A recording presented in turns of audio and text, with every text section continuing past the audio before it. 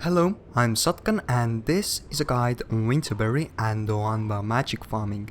In case you are not familiar with them, berries are used as a currency to buy certain map-specific, stat-selectable ascended equipment, or minis are used in foods or they are converted to Unbound magic via consuming. Unbound magic is used to buy loads of Living Story Season 3 miniatures, recipes, scrolls, tributes, and many other items or is converted into gold. What you can expect from this video are requirements, strategy, approximate Winterberry and Unbound magic gains, ways of optimizing these gains, and a few tips and builds. Let's get started. What you're going to need for this are Heart of Thorns, Living World Season 3 Episode 3, which you will have unlocked for free if you logged into Guild Wars 2 between 21st of November 2016 and 7th of February 2017, or which you can unlock for 200 gems if you weren't around during that episode's active period. You'll also need at least one level 80 character with access to the episode's map, Bitterfrost Frontier, and preferably quite a few more level 80 characters. You can get your first character on the map by using a teleport to a friend or by doing the story. Rest you can move there with the map's scroll, purchasable at Sorrow's Eclipse, which is in the middle of the map, for 1000 Unbound magic and 50 silver. You also might have to buy Unbound Magic Gatherer for 5 gold from the Quaggan if you don't have the ability of Unbound Magic Gathering unlocked yet from episode 1. Having thermal propulsion from ancient magics and some gliding masteries would come in handy. Method of farming is quite easy. You run around the map and gather all or most of the Winterberry bushes, preferably ignoring the mobs in the way. You can only gather them once per day per character. This is why the more characters you have, the better the farm is in a way. The location of the 42 bushes does not change, so it would be wise to have a certain farming route. Mine is something like this. The route is also in the description, but with an additional route if you do not have propulsion mastery. In case you own a lot of characters and have a bit more limited time, you can only farm the quick bushes by ignoring the 2 pairs in the far east spots. The efficiency of farming depends on lots of variables. To reach peak running efficiency, you would ignore hearts and mobs and use mobility skills. This way one run through the bushes would take a bit less than 10 minutes.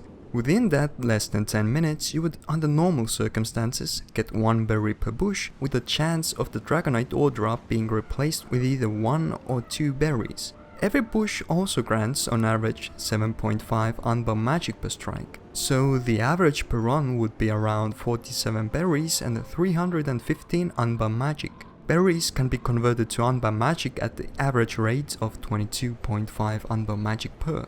If you were after Unbound magic only, you'd total around 1370 per run. To get more berries and Unbound magic per run, you have 2 options. First is to increase the chance of the Dragonite ore drop being replaced with extra berries. That you can do by using boosters or items that heighten the before mentioned chance. There are some things that do that, but the most cost effective is the guild gathering booster because it's free. The 20% higher chance for rare resources or lower if your guild doesn't have all the enhancement upgrades isn't a lot, but on average the 20% one would give around 1.1 to 1.2 extra berries per run. Not much, I know. The second option is the choosier. You can increase the chance of being able to gather the bush the second time and with that the third and fourth time, 3 extra strikes being the maximum. The default chance for this bonus is unfortunately 0%. Items that increase it are few.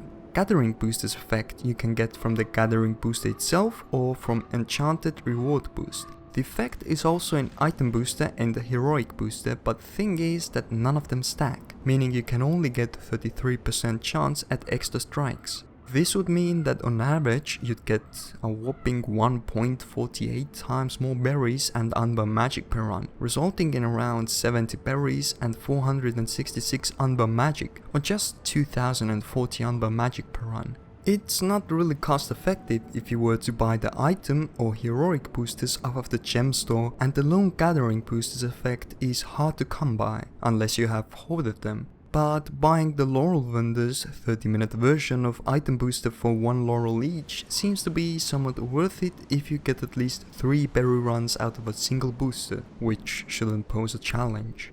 Even more cost-efficient way to get the 33% boost is via the Candy Corn Gobbler, which gives on average around 60 minutes of the effect per stack of candy corn consumed, although it is quite RNG based. It is a gemstone item that usually comes on sale around Halloween.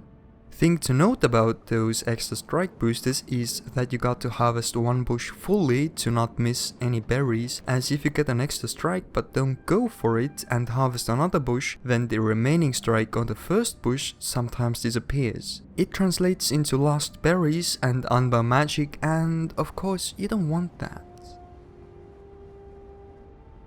Tips. First of all, if you have infinite gathering tools, use them. They're nice. Some even harvest multiple times in one animation, like Litter Bomb Harvesting Tool and Unbound Magic Harvesting Blast. Secondly, if you have Executioner's Axe Toy from Executioner's Outfit, be sure to use its second skill Corpse Toss for mobility.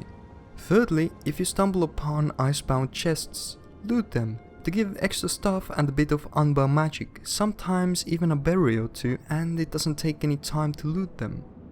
Fourthly, there is an unbound chest and an orichalcum node you can gather behind a frozen waterfall if you want. Be sure not to get stuck there though, as it stays open for a minute. Fifthly, if you have only a few cactus and lots of time, you can also do hearts to get some extra berries from the vendors, although it isn't time efficient in the slightest. Sixthly, builds. As you want to ignore the mobs, you're going to need a bunch of mobility and candy cleanse, as the mobs will chill you rather often. I've posted builds for each and every class in the description. Be sure to familiarize yourself with the notes of every build, which cover all the important parts.